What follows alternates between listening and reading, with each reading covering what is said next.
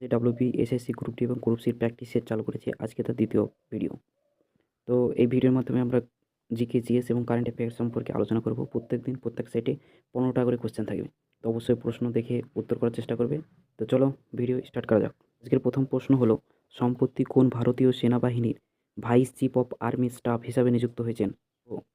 তো সেনাবাহিনীর vice chief of army হিসাবে নিযুক্ত হয়েছেন লেফটেন্যান্ট জেনারেল পুষ্পেন্দর সিং। হয়ে যায় option C, lieutenant general Pushpendar Singh কে সম্প্রতি vice chief of army staff হিসাবে নিযুক্ত করা হয়েছে। পরবর্তী প্রশ্ন হলো, নিম্নের কে মহাত্মা গান্ধীকে মহাত্মা নামে অভিহিত করেছেন, অর্থাৎ মহাত্মা নাম দিয়েছেন? তো এটা উত্তর হয়ে যাবে রবীন্দ্রনাথ ঠাকুর। রবীন্দ্রনাথ ঠাকুর প্রথম গান্ধীজিকে মহাত্মা বলেছিলেন। নেক্সট প্রশ্ন হলো, কোন কেন্দ্রশাসিত অঞ্চলে 12ই আগস্টকে সাফাই আন্দোলন দিবস হিসাবে ঘোষণা করা হয়েছে? অর্থাৎ কোন কেন্দ্রশাসিত অঞ্চলে 12ই আগস্টকে সাফাই আন্দোলন দিবস পালন করা হয়েছে? তো এটার অপশান হয়ে যাবে লাদাখ। সিন্ধু নদী সংরক্ষণের উদ্দেশ্যে লাদাখে 12ই আগস্ট সাফাই আন্দোলন দিবস হিসাবে ঘোষণা করা হয়েছে। পরবর্তী প্রশ্ন হলো, দূরত্বের সবচাইতে বড় একক কী? তো দূরত্বের সবচাইতে বড় একক হচ্ছে পারসেক। আমরা জানি আলোকবর্ষ একটি দৈর্ঘ্যের একক, আর সবচাইতে বড় দূরত্বের একক হচ্ছে পারসেক। পরবর্তী প্রশ্ন হলো, সম্প্রতি মিস ইউনিভার্সাল ইন্ডিয়া 2025-এর মুকুট কে জিতেছেন? তো মিস ইউনিভার্স ইন্ডিয়া 2025-এর মুকুট জিতেছেন মানিকা বিশ্বকর্মা। তো রাজস্থানের মানিকা বিশ্বকর্মা 2015-25 সালে মিস ইউনিভার্স ইন্ডিয়া খেতাব জিতেছেন। নেক্সট প্রশ্ন হলো, ভারতের ভোটাধিকার, ভোটদান কোন অধিকার? তো যে ভারতের যে ভোট অধিকার সেটা হচ্ছে আইনি বা বৈধ অধিকার। এটা মৌলিক অধিকার না, এটা মনে রাখতে হবে, কারণ ভারতের মৌলিক অধিকার নয়, এটি হচ্ছে একটি আইনি অধিকার। নেক্সট প্রশ্ন হলো, 2025 সালে গঙ্গা উৎসব কোথায় অনুষ্ঠিত হয় বা হয়েছে? তো 2025 সালে গঙ্গা উৎসব অনুষ্ঠিত হয়েছে বারাণসীতে। তো গঙ্গার সাংস্কৃতিক ঐতিহ্য উদযাপনের জন্য 2025 সালে বারাণসীতে এই গঙ্গা উৎসবটি পালন করা হয়েছে। নেক্সট প্রশ্ন হলো, বিশ্ব পরিবেশ দিবস কবে পালিত করা হয়? তো এটা সবাই জানে, বিশ্ব পরিবেশ দিবস পালন করা হয় 5ই জুন। 5ই জুন বিশ্ব পরিবেশ দিবস পালন করা হয়।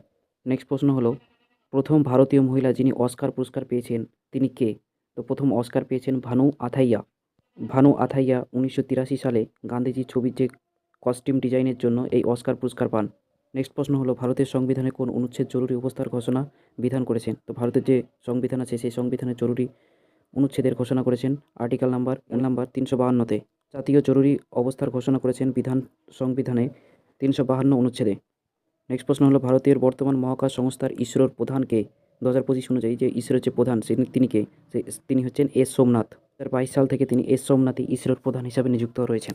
নেক্সট প্রশ্ন হলো, ভারতীয় রেল কবে প্রতিষ্ঠিত হয়? এটা আমরা কালকে সেটাও করেছিলাম, যে ভারতীয় রেল প্রতিষ্ঠিত হয়েছিল 1853 সালে। 1853 সালে প্রথম যাত্রীবাহী ট্রেন মুম্বাই থেকে থানে পর্যন্ত চলে।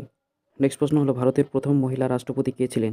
তো ভারতের প্রথম মহিলা রাষ্ট্রপতি ছিলেন প্রতিভা দেবী সিং পাটেল। 2007 সালে প্রতিভা দেবী সিং পাটেল ভারতের প্রথম মহিলা রাষ্ট্রপতি নিযুক্ত হন। নেক্সট প্রশ্ন হলো, পরিকল্পনা কমিশনের পরিবর্তে কোন সংস্থার প্রতিষ্ঠিত হয়েছে? তো পরিকল্পনার কমিশন যেটা ছিল তার নাম পরিবর্তন করে হয়েছে নীতি আয়োগ। 2015 সালে পরিকল্পনা কমিশনের পরবর্তীতে নীতি আয়োগের গঠিত করা হয়। নেক্সট প্রশ্ন হলো, জাতিসংঘের সদর দপ্তর কোথায় অবস্থিত?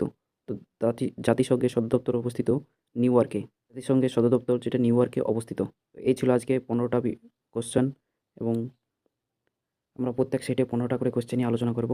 আজকের ভিডিও পর্যন্তই, দেখা হচ্ছে নতুন ভিডিওতে। ততক্ষণ পর্যন্ত টেক কেয়ার, বাই বাই।